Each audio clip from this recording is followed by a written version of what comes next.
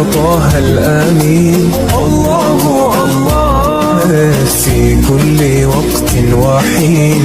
الله الله املأ قلبي باليقين. الله الله ثبتني على هذا الدين. الله الله اغفر لي والمسلمين. الله الله حسبي ربي جل الله. الله الله ما في قلبي غير الله. الله الله أنت الحادي أنت الحق. الله الله